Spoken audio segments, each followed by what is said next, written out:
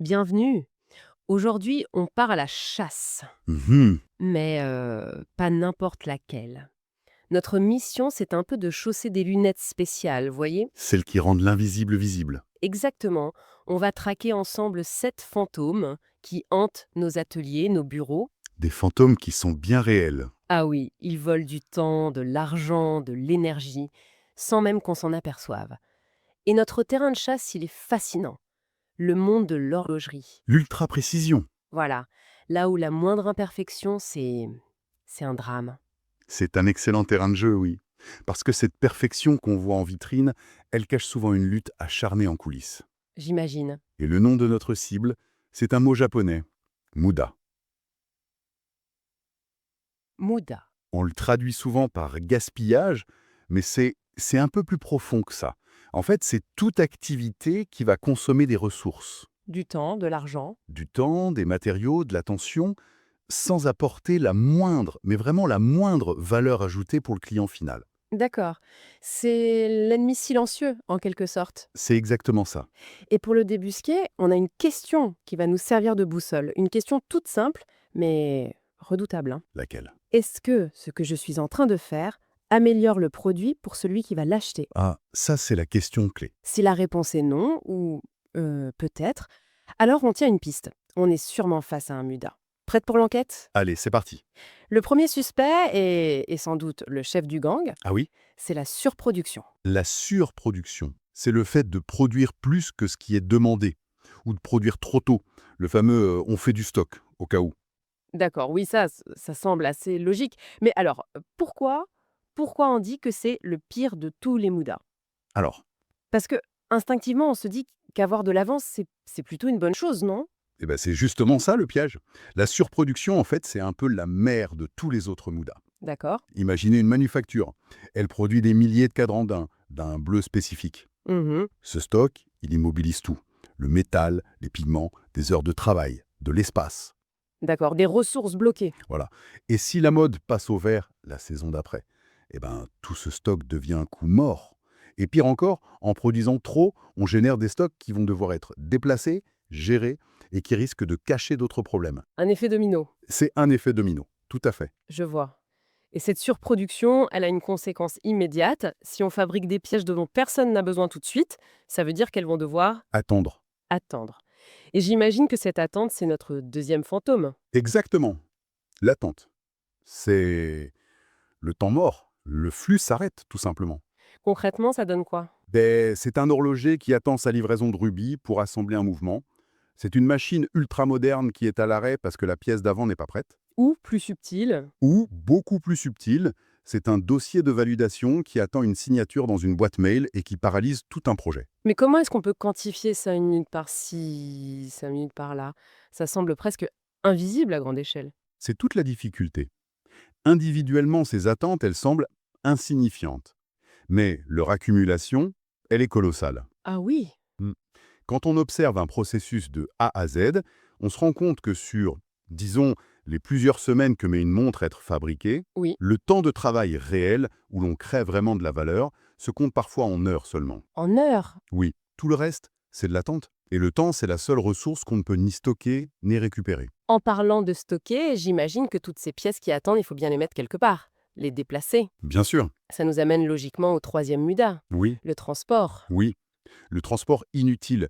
Bon, attention, il faut nuancer un peu. C'est-à-dire? Déplacer une pièce, c'est souvent nécessaire. Le muda, le vrai gaspillage, c'est le mouvement excessif, mal organisé. Comme des allers-retours. Exactement. Ces allers-retours incessants entre des ateliers qui sont dispersés aux quatre coins du bâtiment. Dans les sources, ils parlent de flux spaghetti. Flux spaghetti, j'aime bien l'image. Et c'est ça. Une pièce qui va du point A au point D, pour ensuite revenir au point B. C'est absurde. Et au-delà de la simple perte de temps, j'imagine que dans l'horlogerie, chaque transport, c'est une prise de risque, non? Ah mais complètement. On parle de composants minuscules, fragiles. Absolument. Chaque manipulation, chaque vibration, chaque mètre inutile, c'est une occasion de créer un microchoc, une rayure, une contamination. On augmente le risque de générer un défaut. Et ça, on y viendra, c'est le pire de tous. D'accord. Le transport inutile, ça n'allonge pas que les délais, ça fragilise la qualité même du produit. On arrive maintenant à un point qui qui me semble particulièrement fascinant, surtout dans le monde du luxe. La surqualité. Ou le surprocessing, oui. Instinctivement, je me dis, trop de qualité? C'est pas possible en haute horlogerie. C'est même ça qui justifie le prix, non? Vous mettez le doigt sur le paradoxe. C'est le MUDA le plus contre-intuitif et le plus débattu dans ce secteur. J'imagine. La surqualité, c'est réaliser un travail plus complexe, plus raffiné, que ce que le client valorise ou même perçoit. Vous avez un exemple? L'exemple parfait, tiré des sources, c'est l'artisan qui réalise un anglage polymiroir, une finition d'une beauté, d'une complexité extrême, D'accord. sur un levier qui sera à jamais caché au fond du mouvement. Personne ne le verra jamais. Mais est-ce que ce n'est pas justement ça la signature d'une grande marque? Ce souci du détail invisible qui prouve l'excellence absolue? C'est une excellente question. Où est la frontière entre le gaspillage et l'art qui fait la légende? C'est une frontière très très fine. La philosophie du Lean, ce n'est pas de dire «arrêtez de bien faire». Non, bien sûr. Elle pose la question. Cet effort-là, est-ce qu'il sert la promesse faite au client? Si ce détail invisible fait partie de l'histoire de la marque, de sa légende, et que cette histoire, c'est ce que le client achète, Alors, ce n'est plus un gaspillage. exactement, ça devient de la création de valeur. Mais si c'est fait par simple habitude, parce qu'on a toujours fait comme ça, sans intention derrière, alors c'est du temps d'artisan très qualifié qui aurait pu être utilisé ailleurs, sur une partie visible de la montre, par exemple. Il s'agit de viser la qualité juste, en somme. C'est ça, celle qui est parfaitement alignée sur la valeur perçue par le client. C'est une nuance essentielle. On ne supprime pas l'art, on s'assure qu'il sert une intention. C'est passionnant. Et ça me ramène à quelque chose de plus terre-à-terre, le stock, le cinquième MUDA. Le stock excessif, oui. Et il est directement lié à la surproduction du début. La boucle est bouclée. On parle de tout ici, les matières premières, les composantes en cours de fabrication qui s'entassent entre deux machines, et les montres finies qui dorment dans un coffre. Il y a une analogie géniale dans les sources qui dit que le stock, c'est comme le niveau de l'eau dans une rivière qui cache les rochers. C'est l'image la plus juste qui soit. C'est très fort, oui. Quand le niveau de l'eau, donc le stock, est haut, tout a l'air calme, fluide en surface. Mais en dessous se cachent les vrais problèmes. Les rochers. Les rochers. La machine qui tombe souvent en panne, le fournisseur qui n'est pas fiable, le processus qualité qui est défaillant. Le stock, en fait, il agit comme un anesthésiant. Il nous permet d'ignorer ces problèmes. Et donc la solution, c'est de... C'est de baisser radicalement le niveau de l'eau. On force les rochers à apparaître. Et là, on est obligé de les retirer, de résoudre les problèmes à la source au lieu de naviguer autour. C'est une approche beaucoup plus courageuse, en fait. Moins de stock, c'est moins de filets de sécurité. Exactement. Et ça me fait penser à une échelle beaucoup plus petite. On a parlé du déplacement des pièces, mais le déplacement des gens, c'est le sixième MUDA, les mouvements inutiles. Tout à fait. Il ne faut pas le confondre avec le transport. Ici, on s'intéresse à l'ergonomie, au geste de l'opérateur. C'est-à-dire, Se pencher pour amasser une boîte, tendre le bras pour attraper un outil mal rangé, faire 3 pas pour consulter un plan alors qu'il pourrait être sur un écran. chaque geste qui n'ajoute pas de valeur. Chaque geste qui n'ajoute pas de valeur à la pièce est un MUDA. Et c'est fou parce que ça me fait immédiatement penser à mon propre bureau, le nombre de fois où je me lève pour aller chercher un truc. On le fait tous. Alors qu'il pourrait être à portée de clic. C'est la transposition parfaite de ce MUDA dans un travail intellectuel. Et dans l'horlogerie, où la concentration est extrême, l'impact est... Démultiplié. Ah, j'imagine.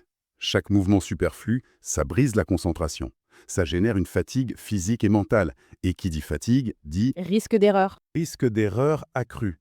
La petite rayure sur le cadran, la vis qui tombe. Et la solution est souvent simple. Un établi bien organisé, où chaque outil a sa place. Un environnement de travail ergonomique. C'est peut-être le MUDA le plus facile à corriger avec des gains immédiats. Et tous ces risques, toutes ces petites erreurs potentielles, ça nous amène au grand final, le septième et dernier MUDA. Celui que tout le monde redoute, les défauts. Le plus visible et le plus coûteux de tous. Un défaut, c'est simple. C'est une pièce qui n'est pas bonne du premier coup. Et donc, Elle doit être soit jetée, soit retouchée. Dans les deux cas, c'est une perte sèche. De temps, de matière, d'énergie. et les conséquences vont bien au-delà de la pièce elle-même, j'imagine. Ah oui, l'effet est dévastateur. C'est toute la chaîne qui est impactée. Toute la chaîne. Il y a cette anecdote qui circule. Une grande maison qui a dû stopper toute une ligne de production pendant des jours, Des jours. à cause d'une micro-rayure quasi invisible détectée sur une série de cadrans. Le temps de trouver la cause, de corriger, de refaire les pièces, c'est un retard de plusieurs semaines sur les livraisons. C'est énorme. Mais le pire, ce n'est même pas le coût financier, C'est l'impact sur la réputation. Dans le luxe, la promesse, c'est la perfection. Oui, Un seul défaut qui atteint le client final peut ébranler une confiance bâtie sur des décennies. Et pour les équipes, rien n'est plus démoralisant que de devoir jeter ou refaire son propre travail. c'est clair. Quand on regarde la liste complète de ces 7 chasseurs de valeur, on voit bien le fil rouge. Hmm. Ils consomment tous des ressources sans rien apporter aux clients. Et la métaphore des sources, celle des grains de sable dans un mouvement horloger, prend tout son sens. C'est exactement ça. Un seul grain ne bloque rien, mais leur accumulation, Finit par gripper toute la mécanique. voilà. Il faut bien comprendre pourquoi cette chasse au Mouda est devenue si stratégique, même dans un secteur qui semble nager dans l'opulence. Alors pourquoi? La première raison, c'est l'efficacité. Les savoir-faire rares, ça coûte une fortune. L'innovation, c'est un gouffre financier. D'accord. Éliminer les gaspillages, ce n'est pas juste couper les coûts.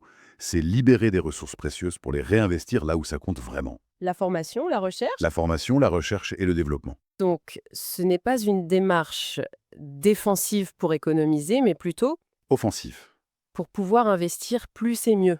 précisément. Et la deuxième raison, la plus importante, c'est que cette démarche protège et renforce la qualité. Comment ça? En traquant les causes des attentes, des transports, des défauts, on renforce la robustesse de tout le système. On rend le processus plus fiable, plus serein. L'objectif, ce n'est jamais de blâmer les personnes. Non. C'est d'améliorer les systèmes pour leur permettre de faire un travail exceptionnel dans les meilleures conditions. C'est une philosophie profondément humaniste. Ce qui est incroyable, c'est à quel point ces idées qui sont nées dans l'industrie résonnent bien au-delà. On a parlé de monde bureau, mais on pourrait parler de la gestion de nos projets personnels, de notre emploi du temps. Ils sont partout. Ces 7 fantômes sont partout. Apprendre à les voir dans notre propre quotidien, c'est s'ouvrir la porte à une amélioration personnelle continue. Absolument. Et pour terminer, les sources qu'on a explorées ouvrent sur une suite logique. Ah, Une fois qu'on a chassé les Moudas, la grande question, c'est comment on s'assure qu'ils ne reviennent pas par la fenêtre. bonne question. Et la réponse se trouve dans l'organisation de l'environnement de travail.